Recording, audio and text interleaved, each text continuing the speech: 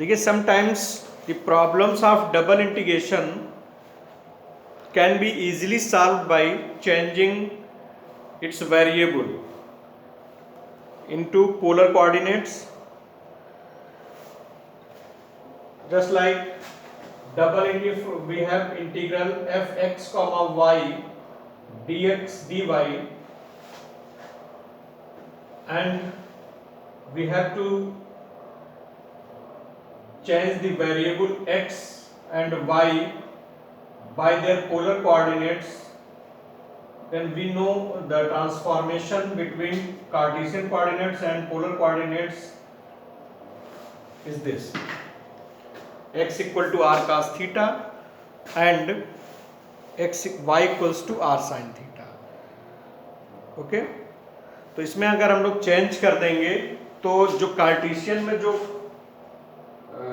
हमारा इंटीग्रल था वो थोड़ा सा अगर टफ है तो हो सकता है कि वो पोलर में चेंज करने पर इजी हो जाए और हम लोग उसको इजीली इवेलुएट कर सकते हैं। ठीक है, तो देखिए हम लोग चेंज कैसे करते हैं।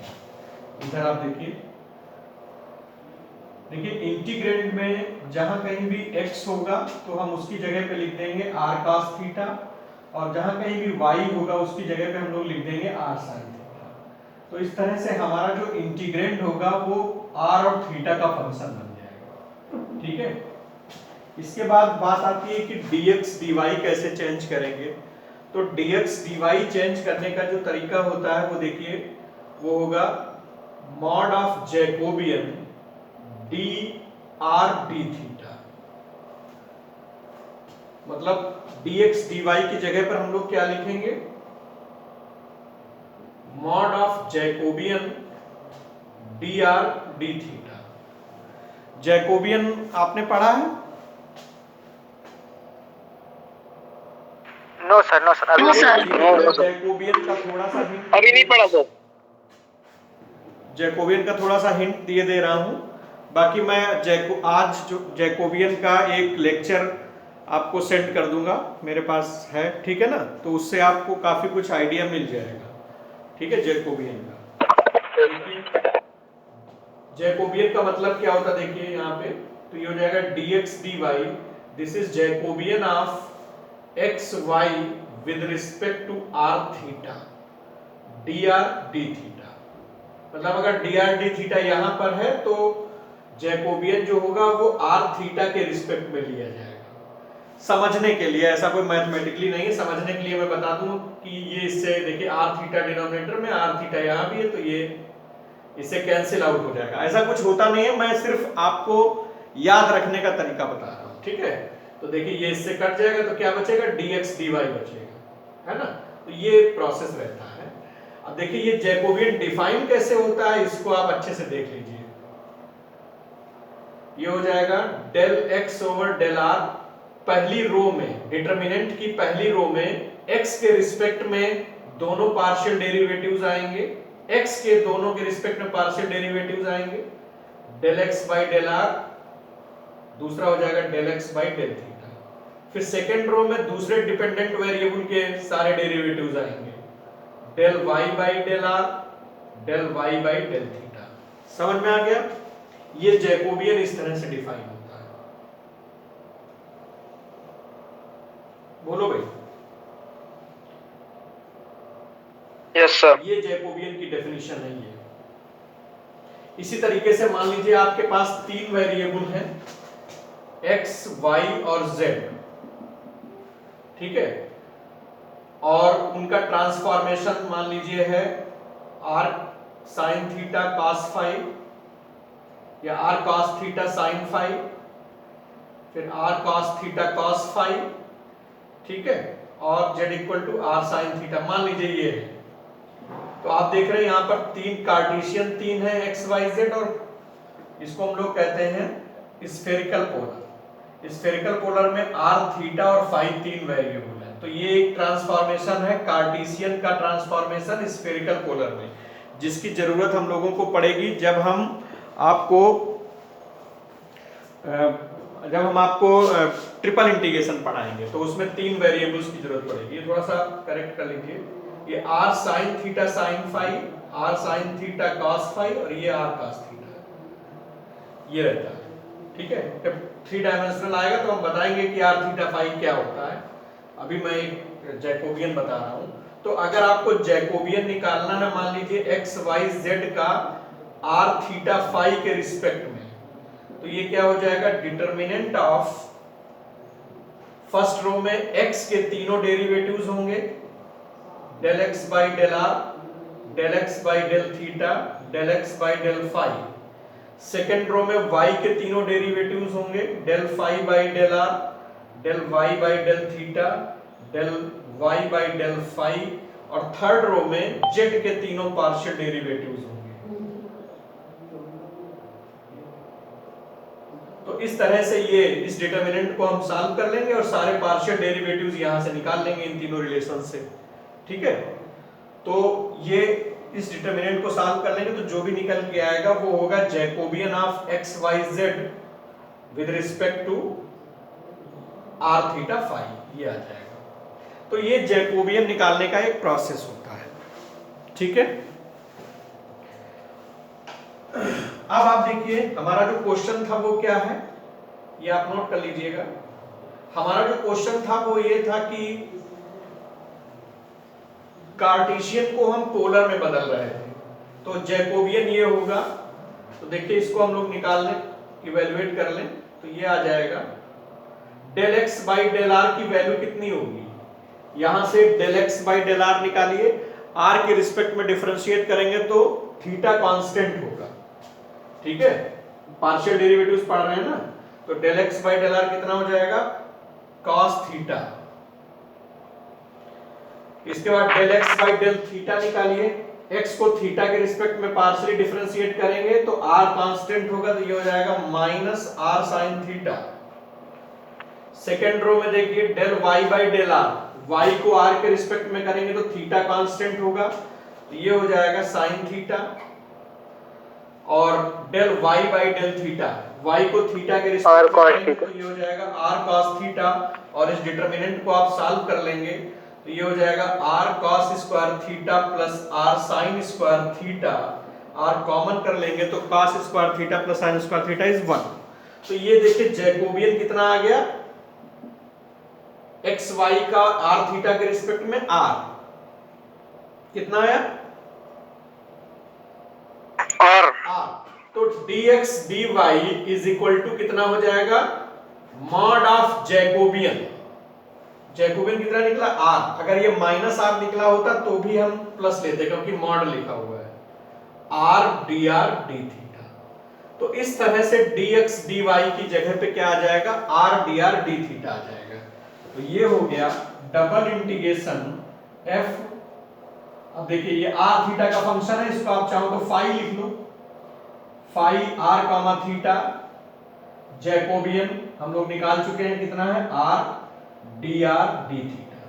तो इस तरह से आप देख रहे हो कि जो ये कार्टेशियन इंटीग्रल डबल इंटीग्रेशन था वो किस में बदल गया, पोलर डबल इंटीग्रेशन बदल गया। समझ में बात आई? यस ठीक है, इसीलिए अगर आपको याद हो तो हमने आपको बताया था कि कार्टेशियन में जो एरिया का फार्मूला होता है वो ये होता है, और पोलर में हमने बताया था r dr d थीटा होता है। तो अगर आप इस फार्मूले से भी निकालना चाहें तो निकाल सकते हैं, dx dy की जगह क्या लिखा जाता है, r dr d थीटा। ये देखिए पोलर में एरिया का फार्मूला आ गया। ऐसे ही मान लीजिए कि हमारे पास स्फेरिकल पोलर होता, x equal to r sin theta cos phi, y equal to r sin theta sin phi, z equal to r cos theta. ये अगर हमारे पास स्फेरिकल पोलर कोऑर्डिनेट्स होते, जो कि 3D जब हम ट्रिपल इंटीग्रेशन पढ़ेंगे तो उसमें जरूरत पड़ेगा, तो अगर हमें triple integration f of x y z dx dy dz इसे चेंज करना होता है स्फेरिकल पोलर में with the help of these transformations, तो हम इसको क्या लिखते, x की जगह पे लिखते r sin theta cos phi, y की जगह पे लिखते r sin theta cos phi. और जेड की जगह पे लिखते आर कॉस थीटा। तो ये हमारा नया एक इंटीग्रेंड बन जाता phi of r theta phi, और dx dy dz की जगह पे क्या आ जाता mod of Jacobian dr d theta d phi. और यहां पर जैकोबियन क्या होता, जैकोबियन होता del x Y z over del r theta phi, जो कि क्या होता डिटरमिनेंट से हम लोग सॉल्व कर लेते हैं। फर्स्ट रो में क्या आता del x by del r. मेरी बात समझ रहे हैं सभी लोग? Yes sir. Del x by del phi. इसी तरीके से y के लिए 3 होते, फिर z के लिए होते, ठीक है। और इसको हम लोग सॉल्व कर लेते, ये पार्शियल डेरिवेटिव्स यहां से निकल आता, और इसको हम लोग सॉल्व करते तो मैं आपको बता दूं ये सॉल्व होके निकलता r स्क्वायर साइन थीटा। जिस तरह से ये r निकला था, ये निकलेगा r स्क्वायर साइन थीटा जब आप इसको पूरा सॉल्व करेंगे। तो इसका मतलब क्या हो गया कि हम इस मॉड ऑफ जैकोबियन की जगह पे क्या लिख सकते हैं r स्क्वायर साइन थीटा। तो इस तरह से ये ट्रिपल इंटीग्रेशन का क्वेश्चन इस जो कि कार्टेशियन में था ये स्फेरिकल पोलर में चेंज हो गया। तो इस तरह से Yes, हम किसी भी डबल या ट्रिपल इंटीग्रेशन को एक वेरिएबल से दूसरे वेरिएबल में चेंज कर सकते हैं with the help of given transformations. Clear हुई यहां तक बात? Yes sir. ठीक है, चलिए ये तो खैर ट्रिपल इंटीग्रेशन की बात हो गई, तो मैंने यहाँ पे बता दिया कि कैसे चेंज करते हैं। इसकी जरूरत पड़ेगी जब हम लोग ट्रिपल इंटीग्रेशन में पढ़ेंगे। बाकी यहाँ पर पोलर की जरूरत पड़ रही है। देखिए तो कई सारे क्वेश्चंस ऐसे आएंगे डबल इंटीग्रेशन में जो पोलर में चेंज करने पर आसान हो जाते हैं। तो मैं आपको बता दूं कि मोस्टली ऐसे क्वेश्चंस जिनके इंटीग्रेंड में x square plus y square का टर्म होता है, ऐसा कोई रूल नहीं है, लेकिन बाय प्रैक्टिस हम लोग ये देखते हैं कि मोस्टली क्वेश्चन जिनके इंटीग्रेंड में x square plus y square का टर्म होता है उनको पोलर में बदल दें तो वो थोड़ा सा इजी हो जाता है। ठीक है, देखिए मैं पहला क्वेश्चन लिख रहा हूं, देखिए सभी लोग ध्यान से देखो।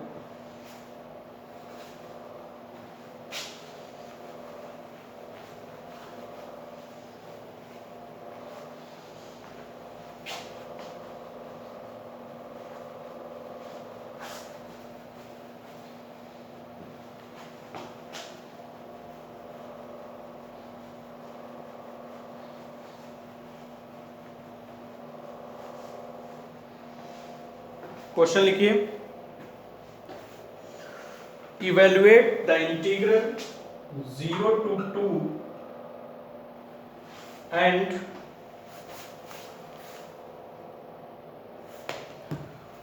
0 to under root 2x minus x square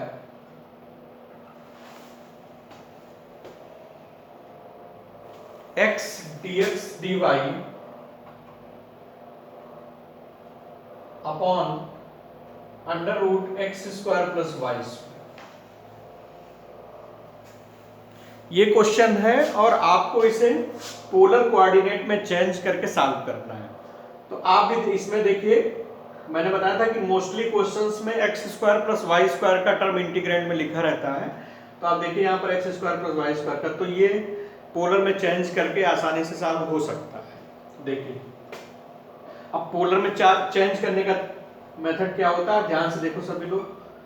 सबसे पहले हमने आपको बताया जहां जहां x होगा उसकी जगह पे r cos थीटा और y की जगह पे r sin थीटा सब्स्टिट्यूट कर देंगे।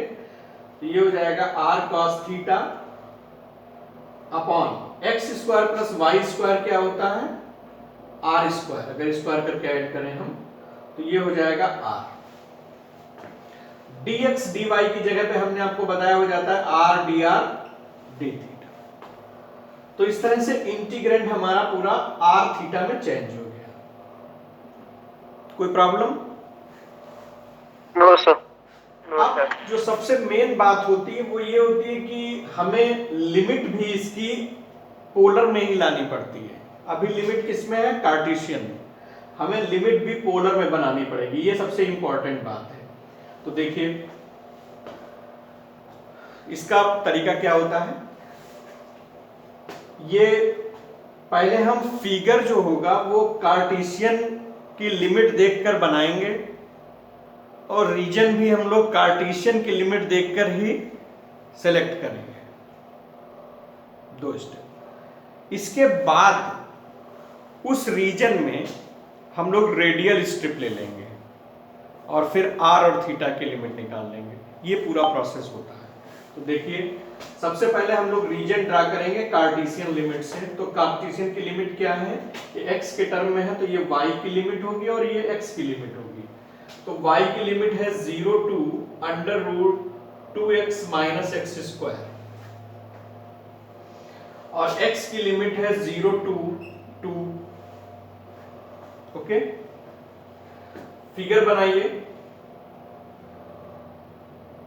y इक्वल टू 0 और ये है y इक्वल टू under root 2x minus x square, x equal to 0 और x इक्वल टू 2। ये 4 लाइनें हैं आपके पास। ये देखिए क्या है, x square plus y square minus 2x equal to 0। ये एक सर्किल को रिप्रेजेंट कर रहा है जिसका सेंटर क्या है 1,0 और रेडियस क्या होगी, बोलो? 1 -1 का स्क्वायर प्लस 0 प्लस माइनस 0। तो 1,0 और रेडियस भी इसकी 1 होगी। ये एक सर्किल हो गया। देखिए फिगर में बना रहा हूं, ध्यान से देखिए। फिगर सबसे इंपॉर्टेंट रहता है डबल इंटीग्रेशन में। x equal to 0 line, y equal to 0 line, sorry ये y इक्वल टू 0 होती है लाइन और ये x इक्वल टू 0। ये y एक्सिस है, ये x एक्सिस है। चलिए देखिए x इक्वल टू 0 लाइन ये हो गई, y इक्वल टू 0 लाइन ये हो गई, x इक्वल टू 2 लाइन इधर जाएगी। उससे पहले हम लोग एक सर्किल बना लें। 1,0 सेंटर है और 1 रेडियस है, तो ये 2,0 से पास होगी। ये हो गया।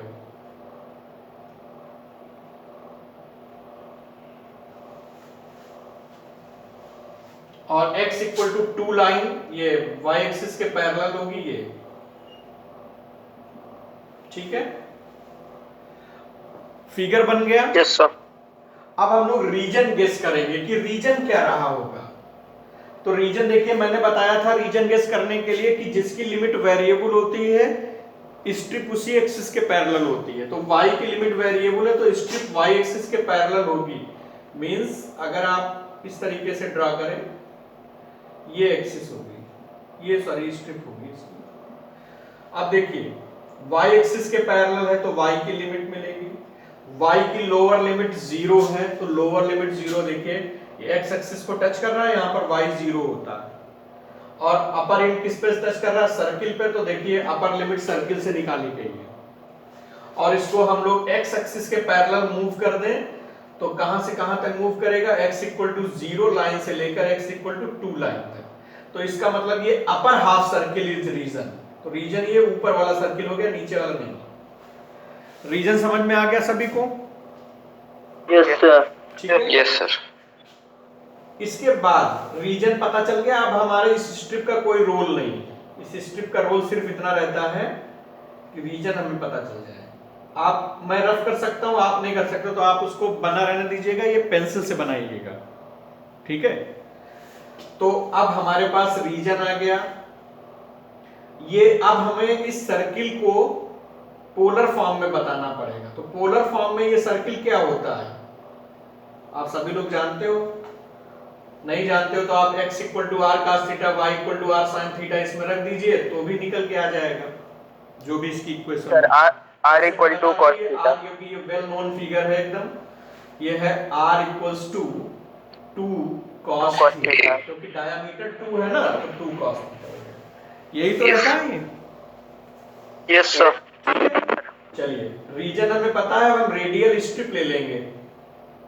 रेडियल स्ट्रिप हमेशा ओरिजिन से ली जाती है, तो ये हमने ओरिजिन से रेडियल स्ट्रिप ले ली। इस रेडियल स्ट्रिप का लोअर एंड किस पे रखा हुआ है?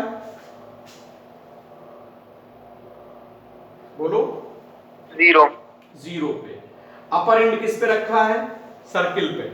तो सर्किल से सर्किल। आगे वैल्यू क्या निकलेगी? 2 cos थीटा। ओके, और इसको कितना रोटेट करेंगे हम लोग? बोलो सर 90 डिग्री। 0 से π/2, तो हमारा ये पूरा अपर हाफ सर्किल कवर हो जाएगा, क्योंकि रीजन हमारा अपर हाफ सर्किल है। तो 0 to π/2। अब देखिए ये पूरा क्वेश्चन आपका पोलर फॉर्म में चेंज हो गया, कहीं भी x y नहीं। अब इसको हम सॉल्व कर लेंगे। देखिए r से r cancel, variable limit r की है तो r के रिस्पेक्ट में पहले करेंगे।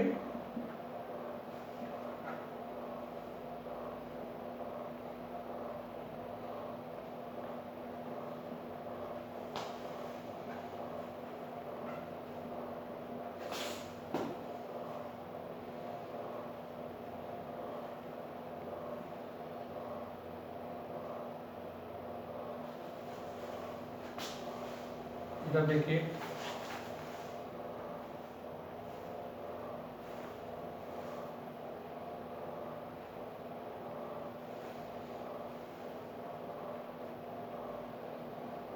Four cos square theta, lower limit is 0 D theta, 4/2 0 to π/2 cos cube theta d theta.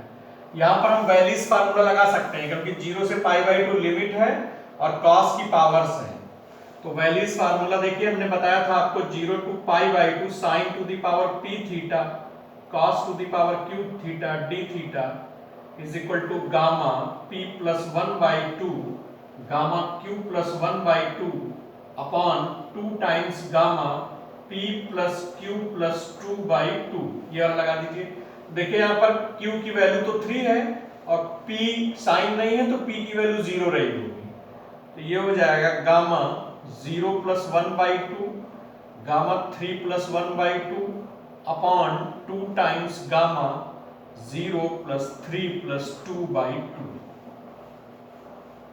तो ये काफी इजी हो जाता है अगर 0 से π/2 लिमिट है और अंदर इंटीग्रेंड में साइन कॉस के टर्म में। तो gamma half is root pi, ये मैंने बताया है। गामा 2 को लिख सकते हैं 1 गामा 1, गामा 5/2 को लिख सकते हैं 3/2 1/2 गामा हाफ। एक एक लेस करके बाहर निकालते हैं, ये हमने बताया था। Gamma half is root pi, तो रूट पाई से root pi cancel. Gamma 1 is 1, तो ये हो गया 1/3/4 मींस 4/3। ये आपका आंसर हो गया। समझ में आया? Yes sir. तो इस तरह से हम लोग चेंज ऑफ वेरिएबल में, देखिए कार्टेशियन में होता तो ये आपको काफी टफ पड़ जाता। हम x के रिस्पेक्ट y के रिस्पेक्ट में करते तो इसमें 1/a² प्लस x² का फार्मूला लगता अंडर रूट में, फिर लिमिट लगाते तो वो काफी टफ हो जाता। इसको हमने पोलर में चेंज कर दीजिए, एकदम इजी हो जाएगा। तो ये चेंज ऑफ वेरिएबल करने से यही बेनिफिट मिलता है कि जो हमारा इंटीग्रल है वो इजी हो जाएगा।